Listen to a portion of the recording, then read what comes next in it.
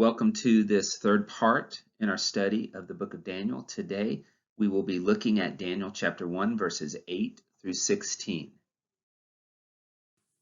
Hey, church, this is Pastor Tony. It's good to be back with you as we continue in our study in the book of Daniel. Today, we're going to be in Daniel chapter 1, verses 8 through 16. And let me get started here by reading Daniel chapter 1, verse 8.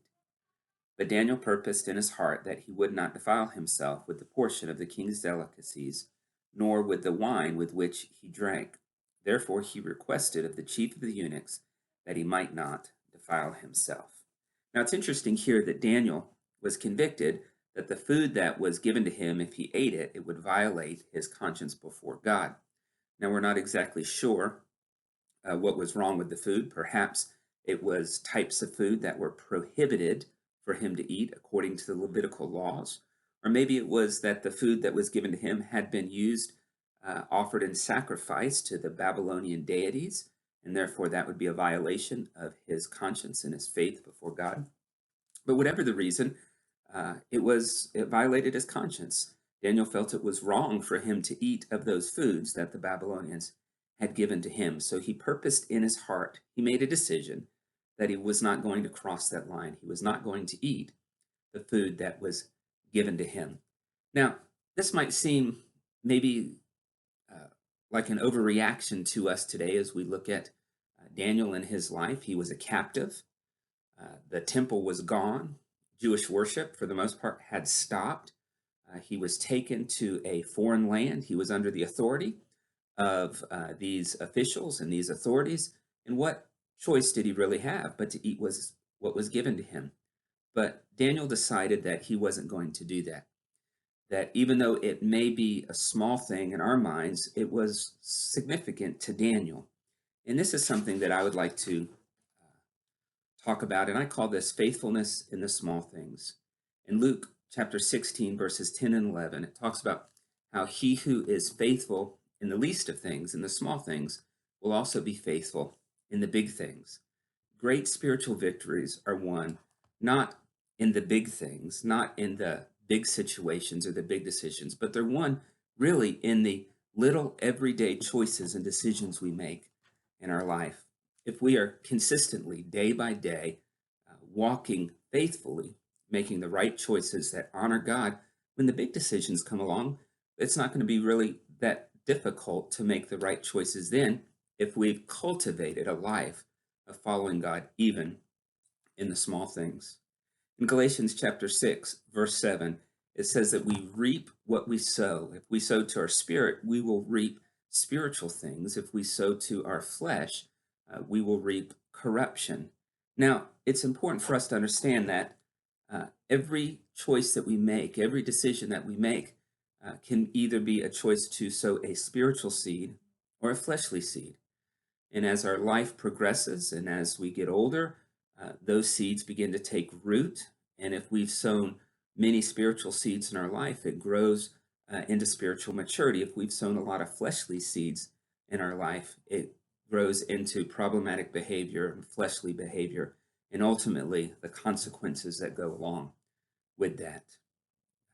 In this instance, and throughout Daniel's life, he sowed seeds of faithfulness to God that later blessed him with great spiritual fruit and spiritual maturity. So it's important for us to understand that the choices we make, even if they're small choices, are very significant about cultivating spiritual patterns in our life. Now, as we continue on in Daniel chapter 1, beginning in verse 9, we read, Now God had brought Daniel into the favor and goodwill of the chief of the eunuchs. And the chief of the eunuchs said to Daniel, I fear my lord the king, who has appointed your food and drink. For why should he see your faces looking worse than the young men who are your age? Then you would endanger my head before the king.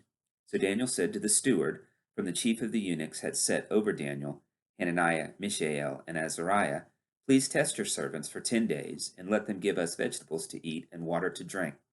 Then let our countenances be examined before you, and the countenances of the young men who eat the portion of the king's delicacies. And as you see fit, so deal with your servants. So he consented with them in this matter, and tested them 10 days. And at the end of 10 days, their countenance appeared better and fatter in flesh than all the young men who ate the portion of the king's delicacies. Thus the steward took away the portion of delicacies and the wine that they were to drink and gave them vegetables. We see here that Daniel requested. He had a problem. The food would violate his conscience. So the only thing he could really do is go and request of this official that he could have vegetables to eat and water to drink. Now, the word here used for request is the same word used for prayer or supplication, and it implies that Daniel simply went with a humble request to this official and asked if he could be given water and vegetables instead of the king's delicacies and wine. This took an amazing amount of faith in God on Daniel's behalf. From the context of this passage, it is not evident that Daniel could expect any kind of preferential treatment, but what he could do is he could simply make a humble request to the authority that had been placed over him. Now, we know from later accounts of his life that Daniel was committed to prayer, so we can make the assumption that he had prayed about this situation. But beyond that, all that he could really do is just make his request and then trust in God for the results. And we see that God will come through for him in an amazing way. The next thing I'd like us to see in this passage is in verse 9, and that is that God had brought Daniel into the favor and goodwill of the official that is placed over him. Though Daniel may not be aware of it, God is working behind the scenes on his behalf. In Proverbs 21, verse 1, it says, "The king's heart is in the hand of the Lord, and as the rivers of water, he turns it whichever way he will." God is at work in the heart of this official, changing his heart and directing his heart on behalf of Daniel's situation.